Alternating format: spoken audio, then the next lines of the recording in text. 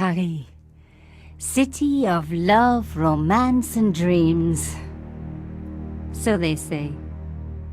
I used to say it too. But ever since that day, the day of the murder, I've always associated my beloved Paris with death.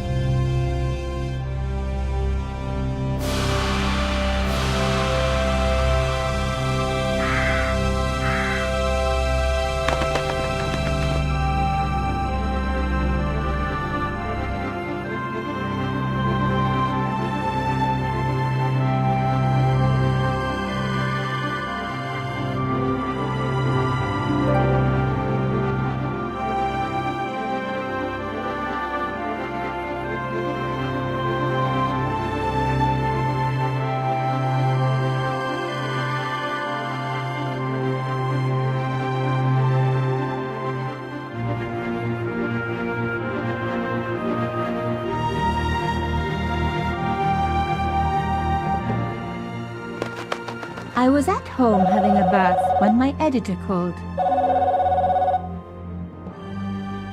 Collard, get your ass over to the Palais Royal now. You got an interview. With Pierre Carchon. Yes, the Pierre Carchon. No photos, so leave your gear at home. He asked for you personally. Don't ask me why. Anyhow, this could be big, so if he makes a pass, don't forget. Just smile, say yes, and keep taking notes. So charming and so very apt. Pierre Carchon was a media king, a national hero, and one of the most infamous adulterers in Europe. He and his wife Imelda were just one step down from royalty. Whoa, I hate mimes, but unless you humor them, they don't go away.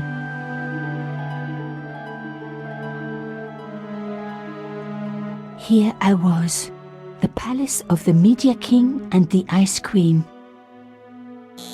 I pressed the doorbell and set in motion a chain of events which would change my life forever.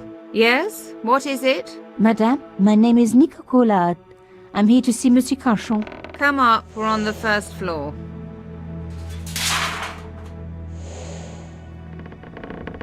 Madame Carchon, it's a pleasure to meet you. Yes, I'm sure. The Ice Queen was certainly living up to her reputation.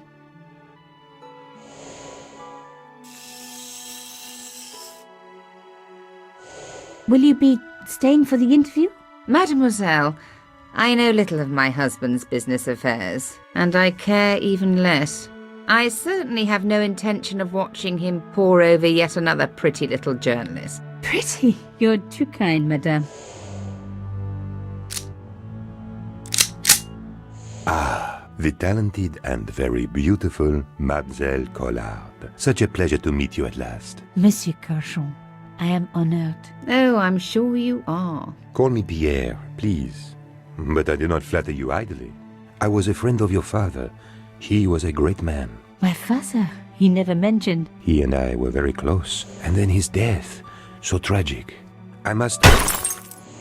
Imelda, your damned cat's in my study again. Another Ming vase, I suppose. Excuse me for one moment, my dear girl. You journalists are getting younger each year. Perhaps it's the rest of the world getting older, madame. That was no cat. My God! What? Monsieur Carchon!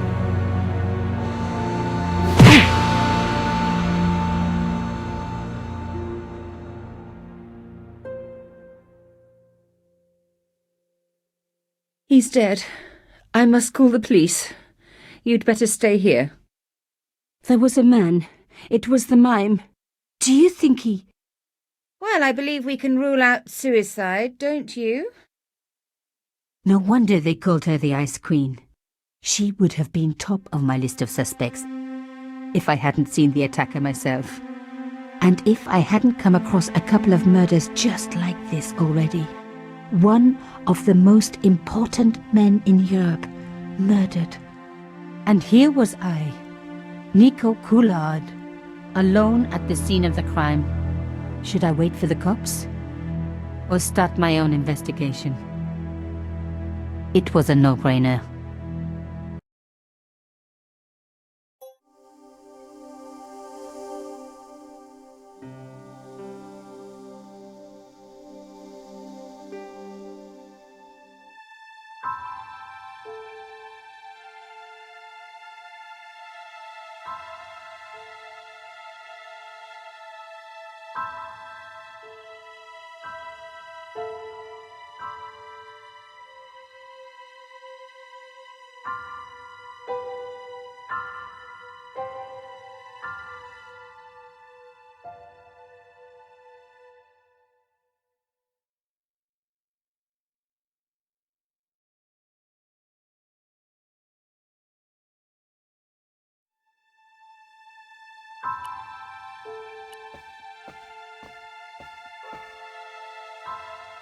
Mimes and guns don't usually go together, but I had an idea that this was no ordinary mime. I'd come across this murderer before, and written about him.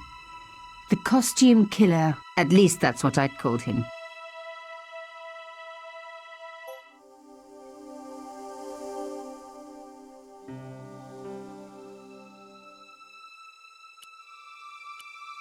It was one of my hair clips.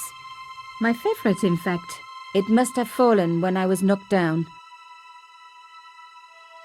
Some people hate searching corpses for clues. Me, I'm okay with it. Reminds me of an old boyfriend. Carchon had been shot.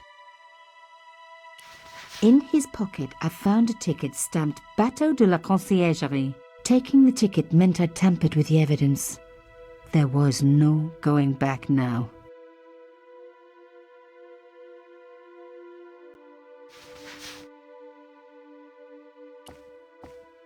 A bust of Pierre Carchon, humble servant of La France.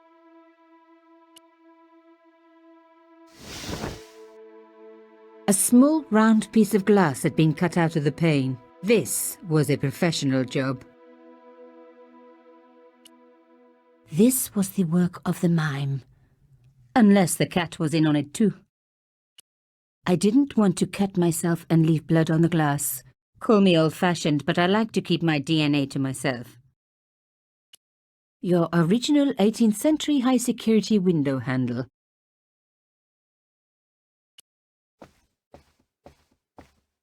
The bookcase was filled with obscure first editions. Pierre Carchon again. His eyes seemed to follow me around the room. The police could turn up at any minute. Somewhere there were clues to the murder, and I needed to find them.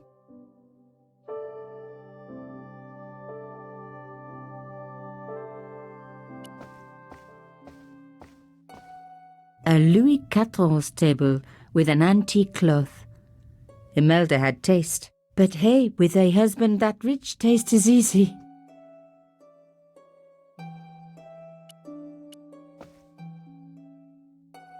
A beautiful cloth had been draped over the table. It was embroidered with an unusual cross. I reckoned that cloth might just turn out to be useful. Even my fingernail wouldn't fit into such a small hole. There was a tiny hole in the tabletop. Part of the inlay had been chipped away.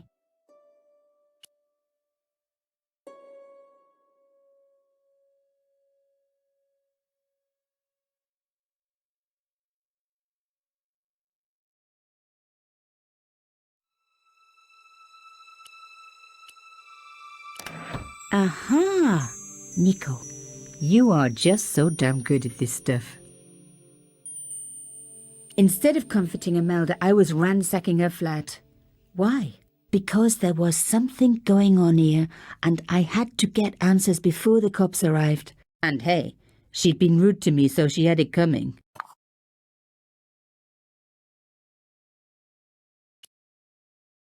A key. Maybe a safe key.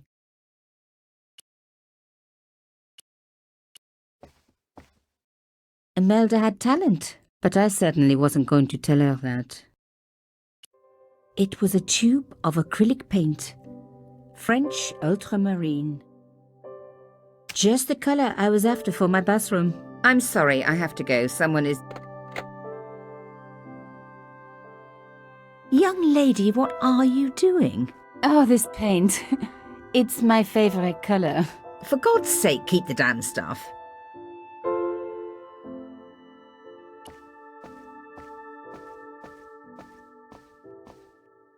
Imelda looked shocked, but still every bit as hostile. Even the telephone was antique. Never trust anyone who owns a phone like that. Excuse me, madame. Yes? The last thing she needed to talk about was paint.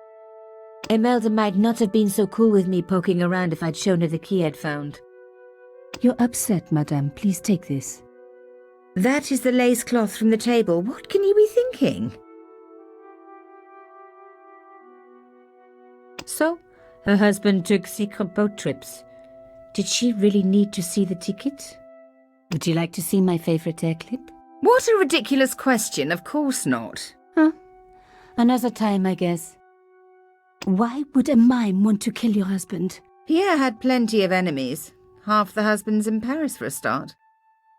How did your husband know my father? I have no idea. You didn't know him? Thierry Coulard? Pierre knew a lot of people I didn't know, most of them women. I am so sorry for your loss, madame. No, you're not. You're a journalist. Journalists don't feel sorry. Not true. We shall see. Why did your husband send for me? What did he want to discuss? I have no idea. His business was his business. He never told you anything? No, and frankly I preferred it that way. This is quite a scoop for you.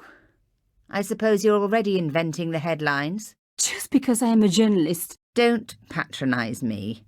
You're all cut from the same cloth. Do you have any moral sense at all?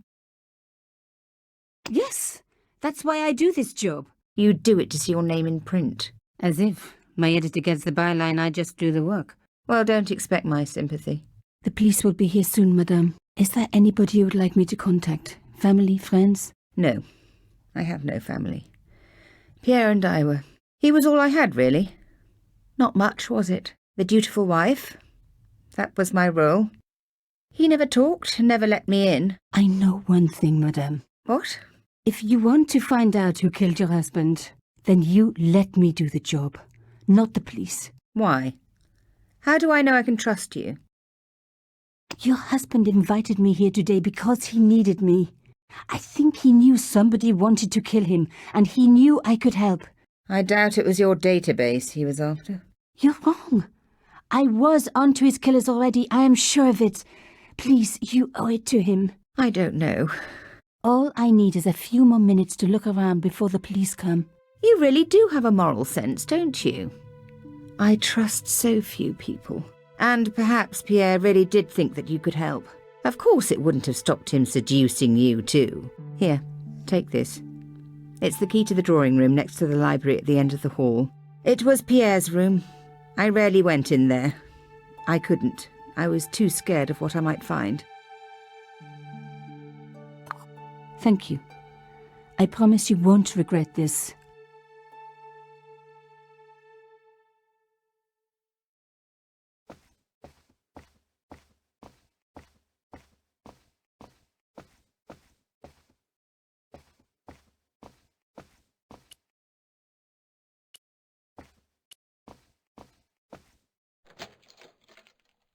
Now we were getting somewhere.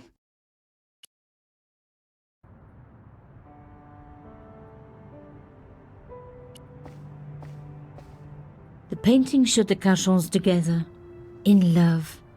As the poet said, the past is a different country. Or did I read that in a fortune cookie? There was the very faintest of clicks. Behind the picture was a safe.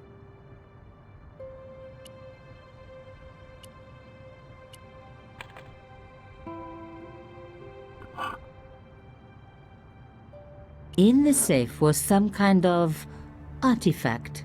There were strange symbols on its surface. It looked like the printer's blocks I'd made at art school. If there was one thing I'd learned about symbols, they are always important. But these symbols scratched into stone were impossible to read. I needed to find a way of printing them. At least the stone was round. But what could I use for ink? And what could I print on?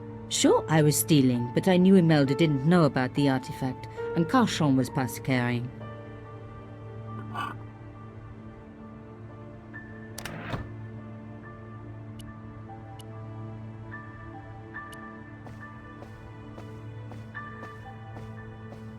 As expected, the desk was yet another priceless antique. Yawn. The blotter and in tray had clearly been placed with mathematical precision.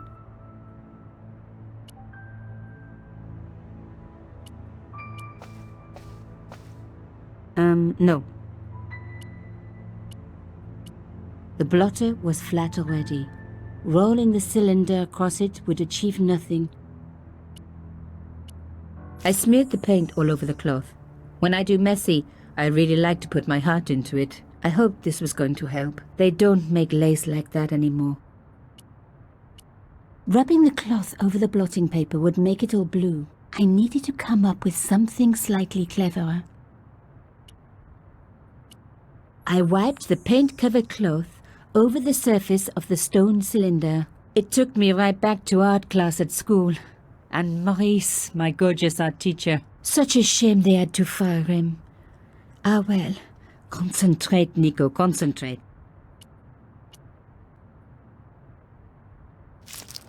Genius!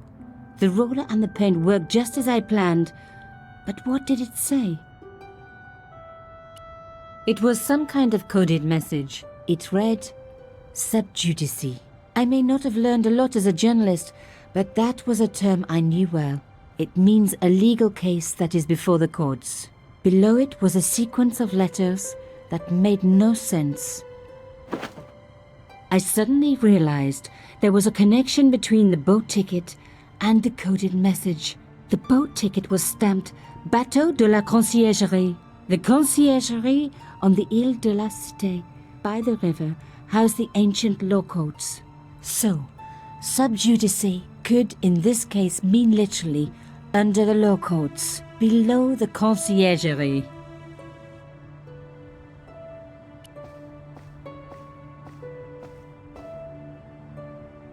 Locked, not surprising really. It didn't work, but I guess it would have been surprising if it had.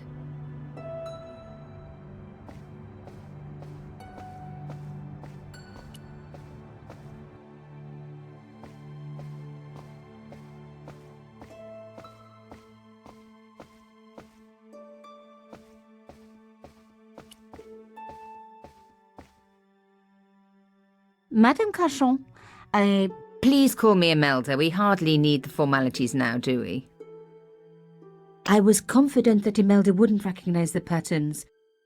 She'd know I'd broken into her husband's safe if I showed her the artifact.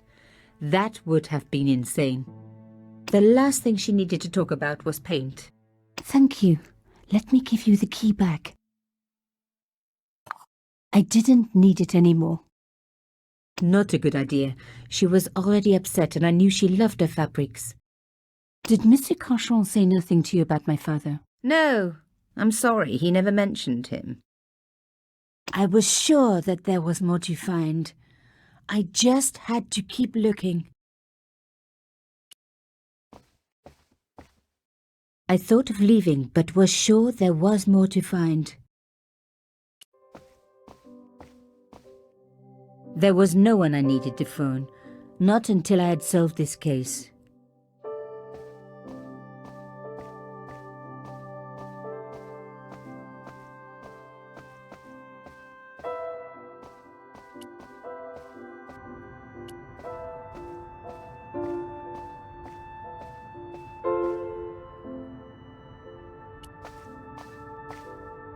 I didn't need to take the leather holder with me.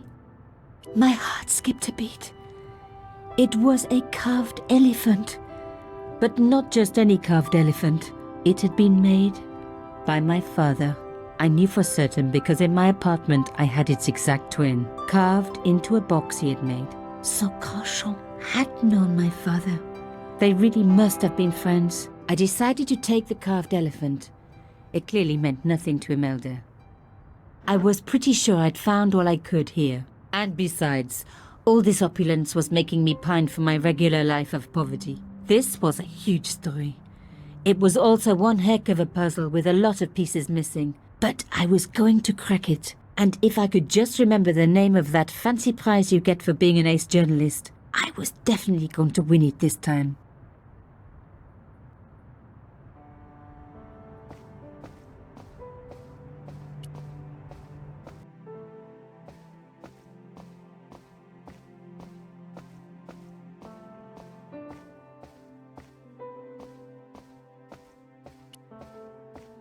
I couldn't leave without saying goodbye to Imelda.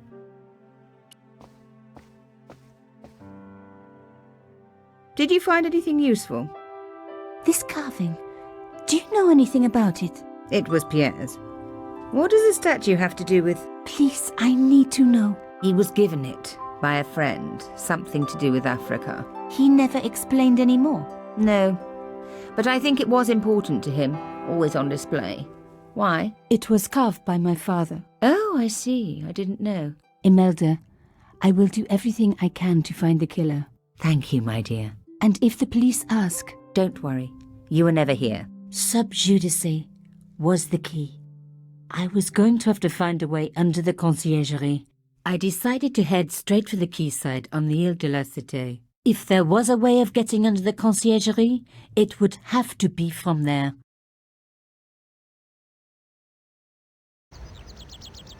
Carchon wasn't the type for messing about on the river. He was up to something down here. Something that got him killed.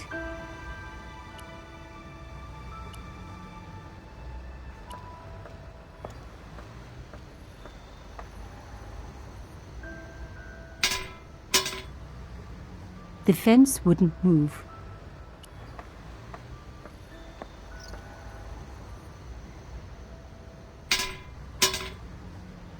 This fence wouldn't move either.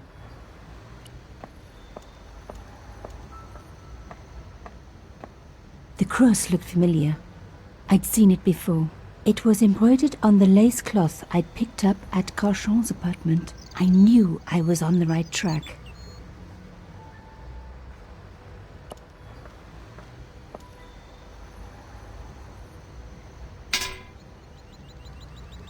I tried pushing the fence, but it wouldn't move. A strange pair of locks stopped the latches from releasing the gate.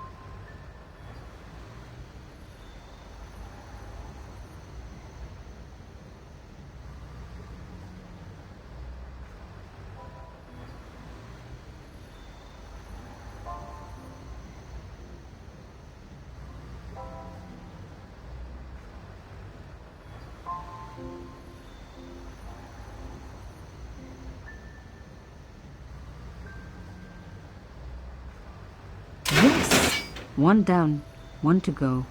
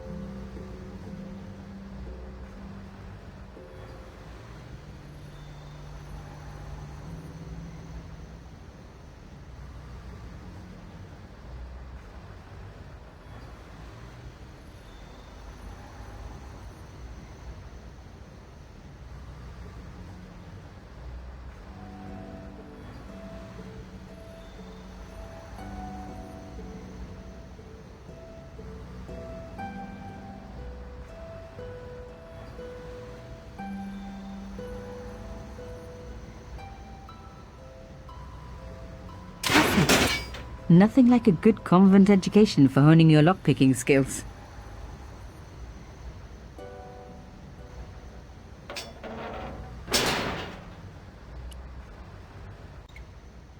For a room full of junk, that was one very sophisticated lock system. This place was definitely fishy, in more ways than one.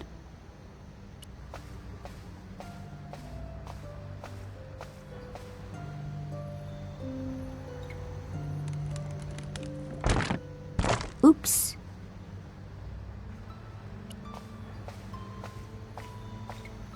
I'd wrecked the skiff.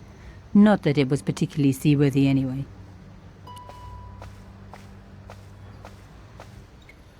An old shell case. I wondered what that was doing there.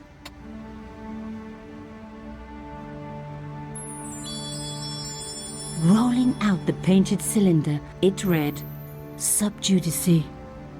Below it was a sequence of letters, S, D, S, S, D, S, S.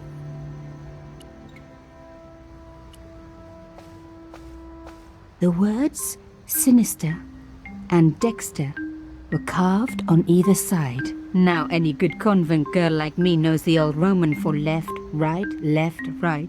But what did it mean here? Nothing happened. Nothing happened.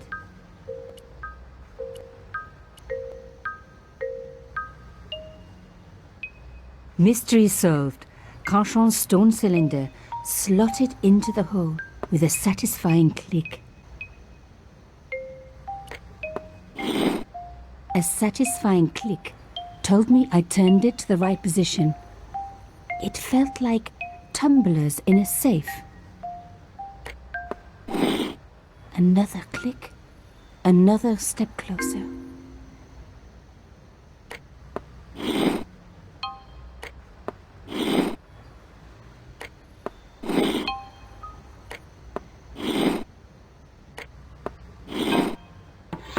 I love the sound of locks clicking open.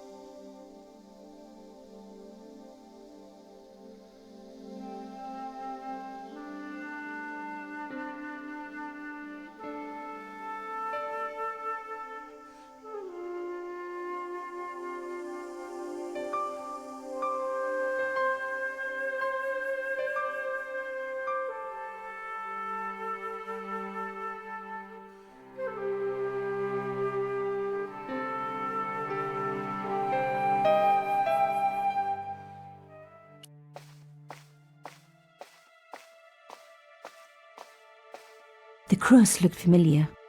I'd seen it before.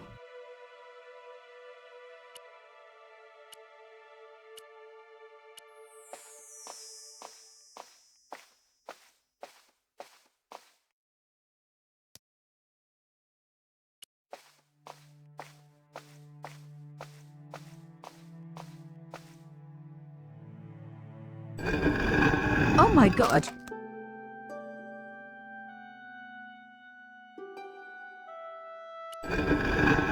With nothing to hold it up, the cross dropped back down again.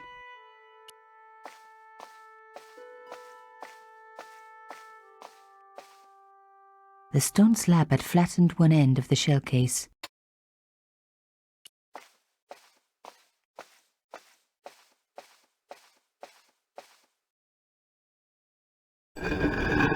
Lifting the cross closed the entrance door and also opened some kind of stone panel.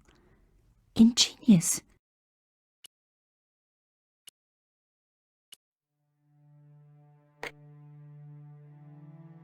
The stone cross was propped up. Now I was getting somewhere.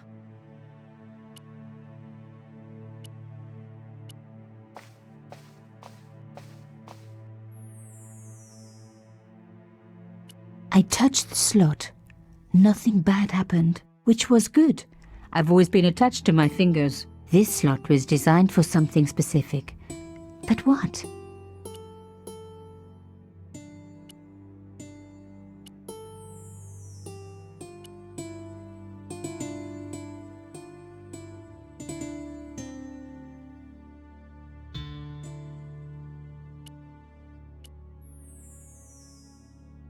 A round slot precisely carved into the stonework.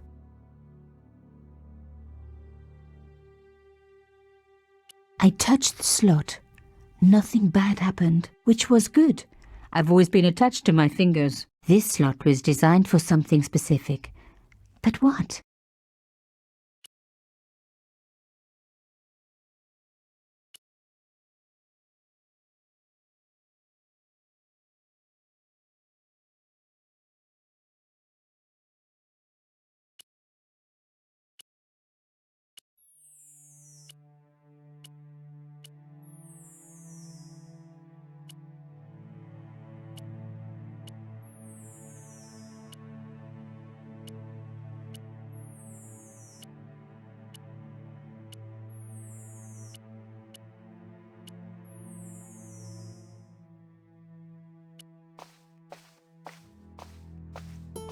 The cross was firmly propped up.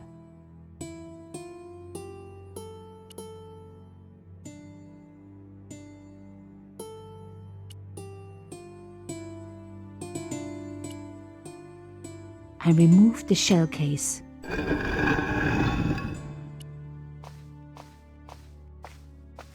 The panel wouldn't move.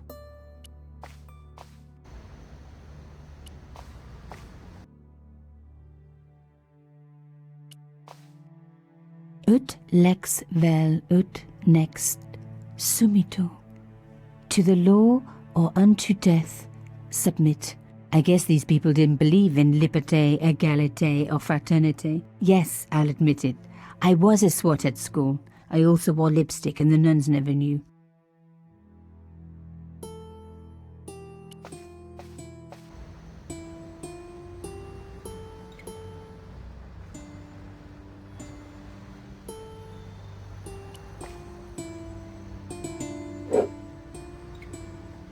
I removed the stone cylinder.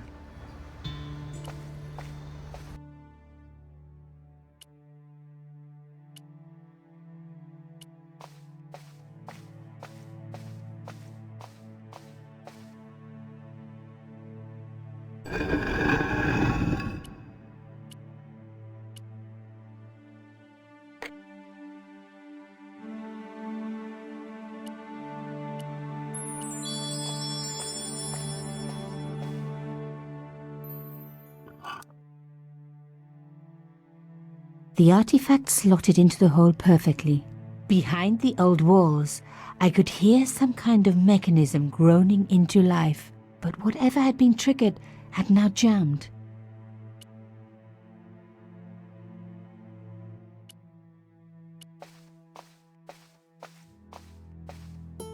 I removed the shell case.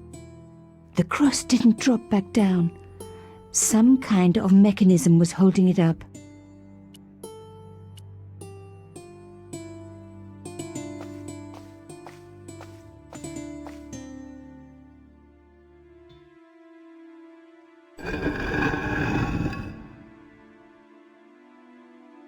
Another good use for a shell case. Another secret room. Somebody had something to hide. But was it what I was looking for?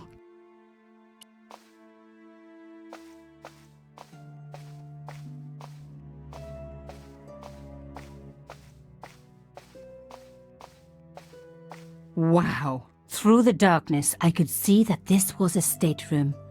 But for what purpose? And how did it tie in with Carchon?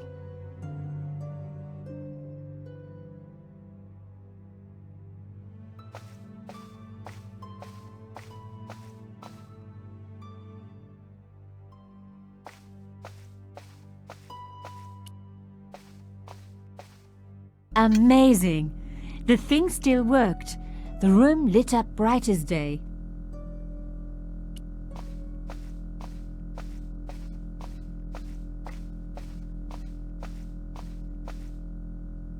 The flags had faded, but their message was still pretty clear.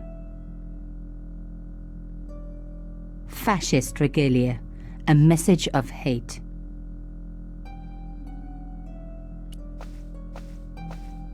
I wasn't going to find anything in this old desk.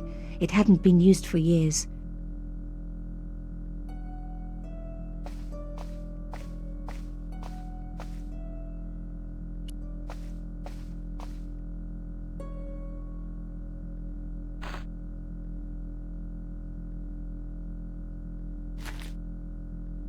Inside the drawer, I found a note written in some kind of code.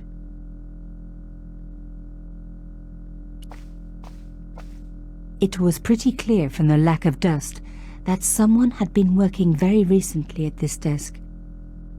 Oh my God! The sheet was a printout with my personal information. Everything from my favorite food to my waist size. They were right about chocolate, but come on guys, I'm a size 10. There was even a picture of me, taken with a telephoto lens. Carchon wouldn't have taken these pictures himself. This was big. And organized. I was part of it. And people were getting murdered. The dregs at the bottom of the mug hadn't dried out or gone moldy. It wasn't more than a day old. This was the article I'd written about the costume killer. My suspicions were right. Carchon had cut it out. 2 businessmen had been killed. One in Italy, one in Japan. In each case the killer had worn a costume. A penguin, and then a snowman. But that wasn't the only link between the 2 murders. Both the victims had been big media do-gooders, and I proved they were just the opposite. So, how did they fit in with Carchon?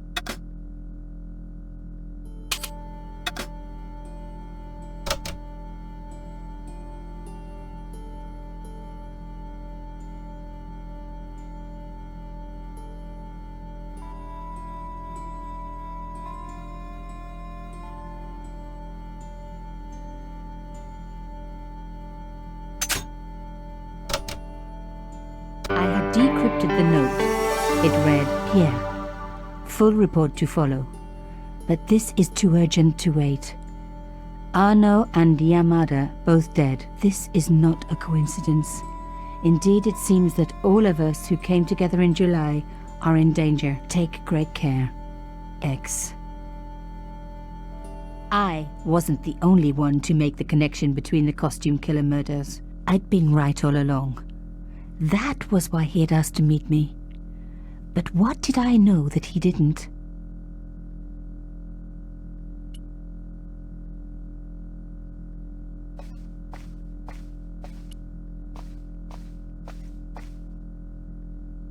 My articles about the costume killer. One thing was clear. Someone connected to Carchon had been watching me. The congealed coffee wasn't appealing.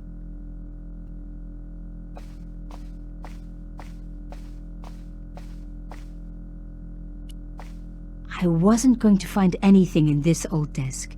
It hadn't been used for years. A door like that always has something important behind it. I had to find a way to unlock it. That wasn't going to help.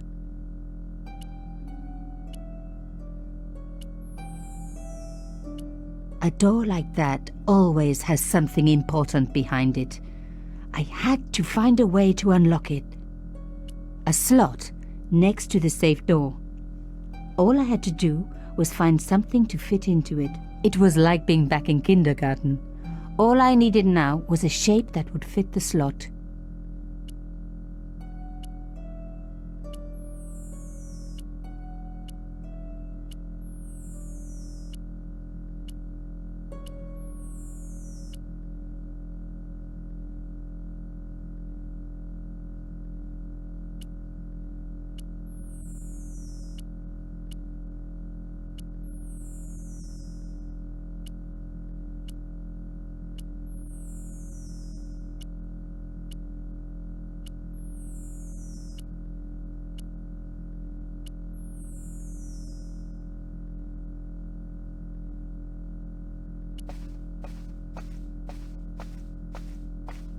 Turning the lights off wasn't going to help. That was more sensible.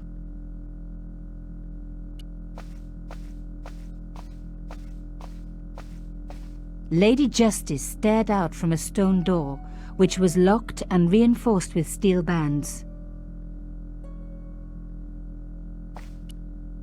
A slot next to the safe door.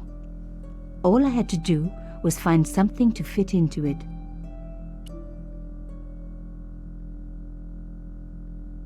I had decrypted the note. It read, Pierre, full report to follow. But this is too urgent to wait. Arno and Yamada both dead. This is not a coincidence. Indeed, it seems that all of us who came together in July are in danger. Take great care. X. I wasn't the only one to make the connection between the costume killer murders.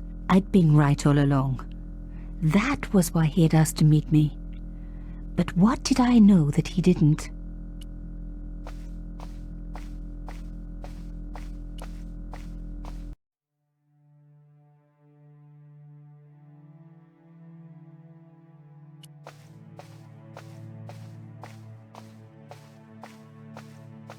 While Carchon's stone cylinder was in the hole, the door back out remained closed.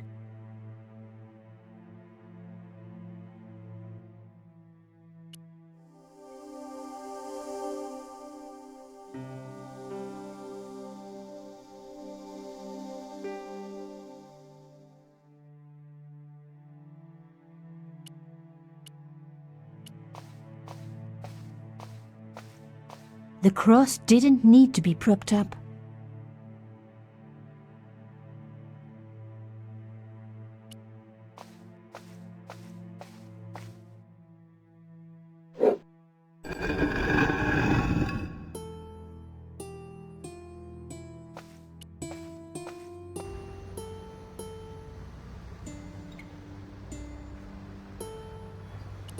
I'd already unlocked the door.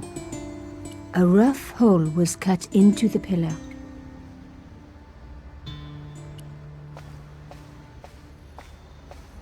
Moving the skiff would only damage it more.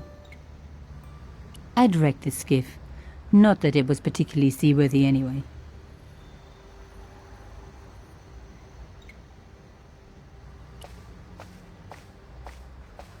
I really didn't want to pull the fence back up and risk trapping myself in this place.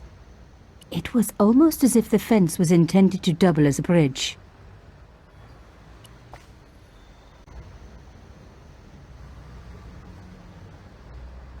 I wasn't leaving yet. I had a hunch there was more to find.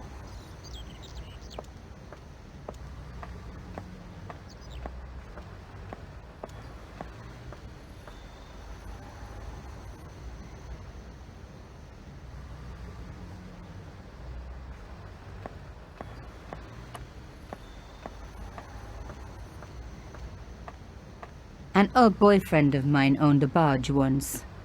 Dampest relationship I ever had, in every way.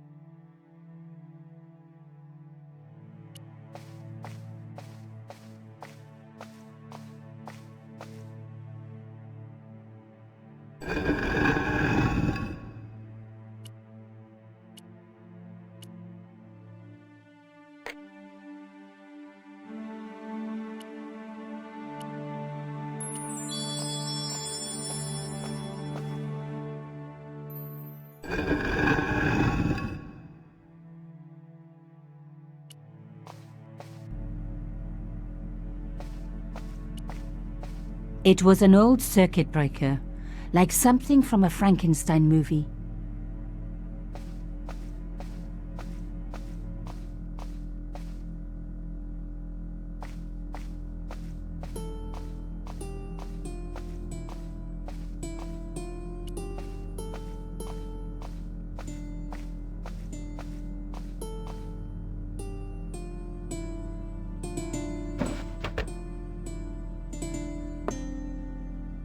Damn, don't you just hate it when that happens?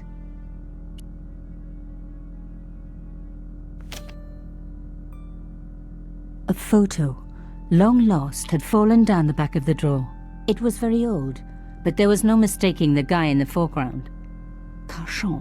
Behind him were soldiers, a burning village and a corpse. The photograph was cropped on the right-hand side. Somebody else in the picture obviously didn't want to be in it anymore. I wasn't surprised. This was Africa in the 60s. An uprising was being brutally suppressed. And here was Mr. Media himself, Carchon, doing the suppressing.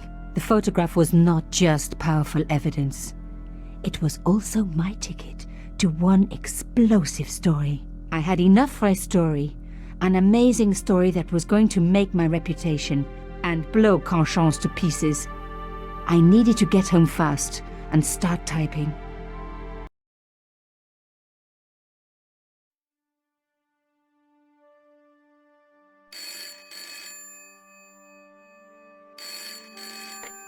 Bonsoir, Collard. Nico, it's Ronnie. Hey, Ronnie, you cracked open the champagne yet? Are you crazy? What's wrong? Wait a minute. You didn't print it, did you? Course I didn't print. That's the best piece I've written. The last, as far as I'm concerned. It's important. It's suicidal. You can't destroy a national hero. He deserved it. His corpse isn't even cold. Ronnie, 2 hours ago I told you what I'd found. You loved it. You begged me to write it up immediately. 2 hours is a long time in newspapers, Nico. Someone's got to you, haven't they? Listen up, Nicole, and listen good. Pierre Carchon had a lot of friends, powerful friends. For your own sake. Forget what happened. You got it. End of conversation. Good night. This should have been my big break, but I knew there was nowhere else to sell this story. If Ronnie wouldn't print it, nobody would.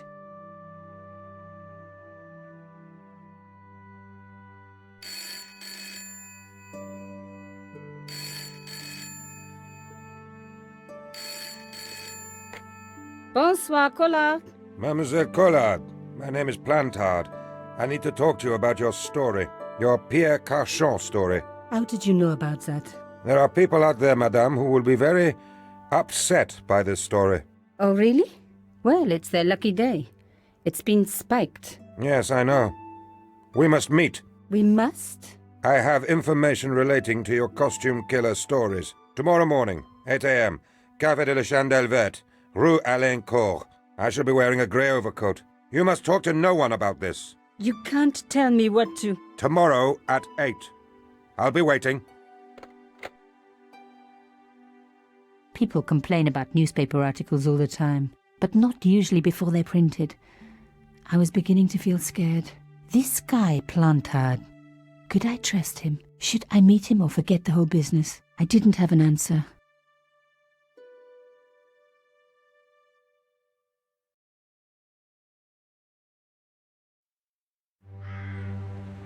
I'd only been in Paris for a week, but already I'd fallen in love with the city. My latest discovery was a little cafe, La Chandelle Verte. I was pretty sure the waitress was taking a shine to me. That old Stobart charm, I guess. Little did I know my reverie was about to be so rudely interrupted.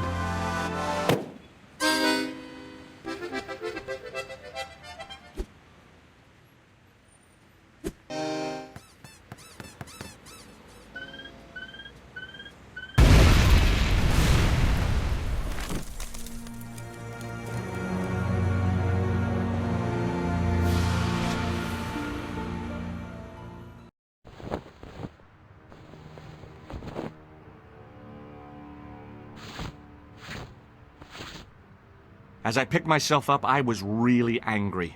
1 minute I'm on vacation, the next minute some clown's blown me up. I knew right away what I was going to do. I was going to find that clown and bring him to justice. Because justice matters. Justice is up there with liberty, and equality, and, fraternity. After all, that's why I'd studied law, wasn't it? Well, that, and money, of course. Wrapped around the lamppost was a newspaper.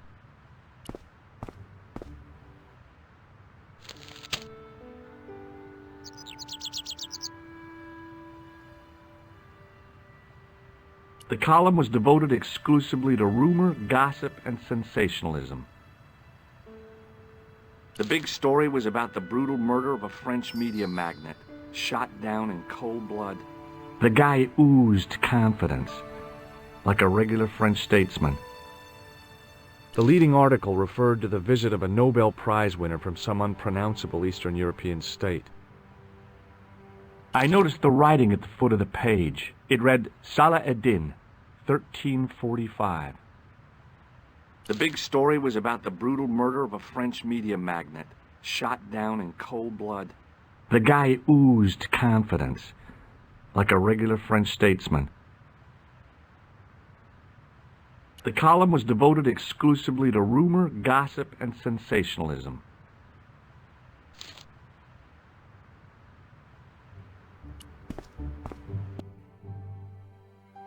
The waitress was clearly suffering from shock. It was the body of the old man. It was hard to believe I'd seen him alive only minutes before.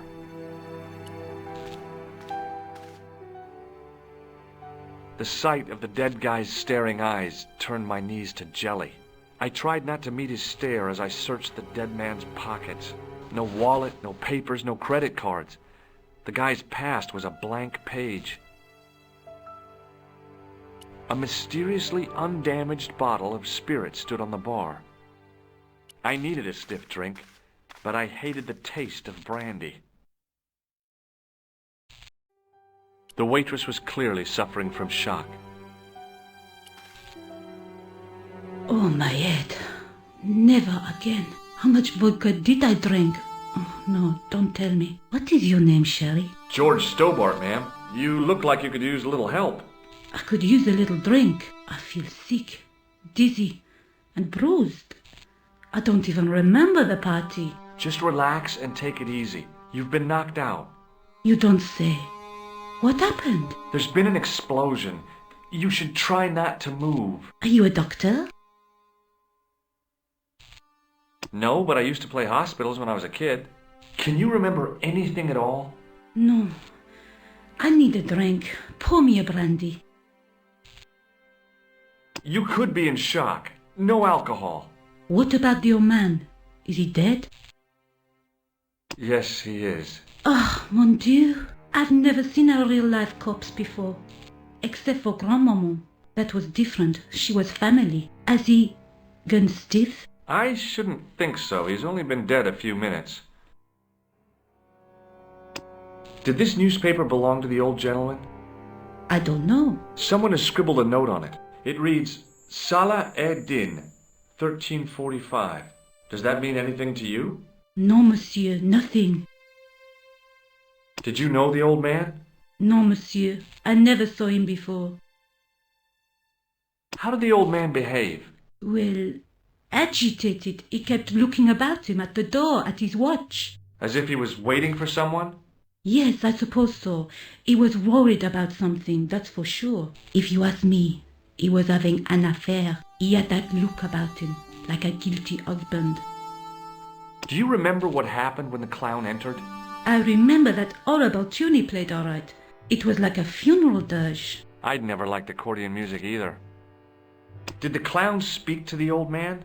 No, he just laughed at him. Then he grabbed the old man's briefcase and ran out of the door. Did you see what the old man had in his briefcase? No, he didn't open it. What did the old man do when the clown snatched his briefcase? Nothing. He just sat there like he was frozen. Did the old man try to stop the clown? Oh, he didn't have a chance. The clown dropped his accordion and ran out of the door. That's it. That's all I can remember. Stay here, mademoiselle. I'm going to look around for evidence.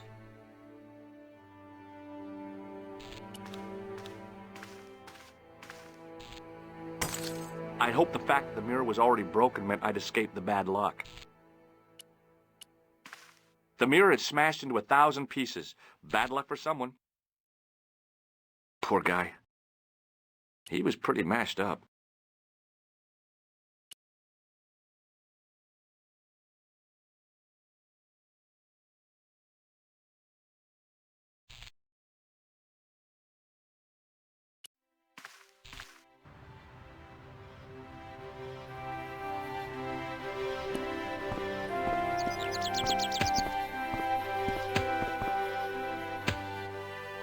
Freeze!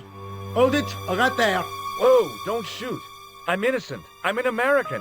Can't make up your mind, huh? I demand to see the American consul. Drop your weapons and get down on the ground. Put that thing away, Sergeant Mou. I apologize, monsieur, but I cannot permit you to leave. Am I under arrest? Ah, no, I would simply like to ask you some questions. En avant, to the café, marche. What a mess. This bombing is an outrage, is it not? Stop that, monsieur. Has it occurred to you that he may be dead, Mou? Oui, monsieur. But I prefer to look on the bright side. Besides, I recall a case where the killer escaped by feigning death. However, in this case, the man is quite dead. Examine the girl and take her statement, if you can. Et maintenant, to business. Your name, please? George Stobart. I'm from California. And what brings you to Paris, Monsieur Stobart? Travel. I'm touring Europe. You chose well. The city is most beautiful at this time of year, no? Yeah, I guess so, apart from the bomb blasts. Were you in the vicinity of the cafe at the time of the explosion? Yeah, I was sitting out on the sidewalk. I was lucky I wasn't killed. The inspector passed over my remark with no reaction. Did you see the deceased enter the cafe? Yes, I did. Was he alone? Yeah. And did he say anything to you? No. He was more interested in the waitress. Did you see anyone else in the cafe? Yeah, there was a guy dressed as a clown. He was carrying an accordion. An accordion? Bon. The picture is forming in my mind, and it is not a pretty one.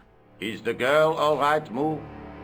She'll leave. She confirms the American statement. A clown with an accordion, no doubt an elaborate and eccentric disguise. Very well. Eh bien, I have heard enough. What do you mean? I am satisfied that you know nothing. You may leave. I hope this little incident does not spoil the rest of your vacation. What about my personal safety? Can't you at least give me some advice? What can I say? Stay alert and look out for suspicious characters. And don't cross the road until the little man shows green. Great advice. I honestly believe you are in no danger, monsieur. Should you remember anything of importance, please contact me. My card.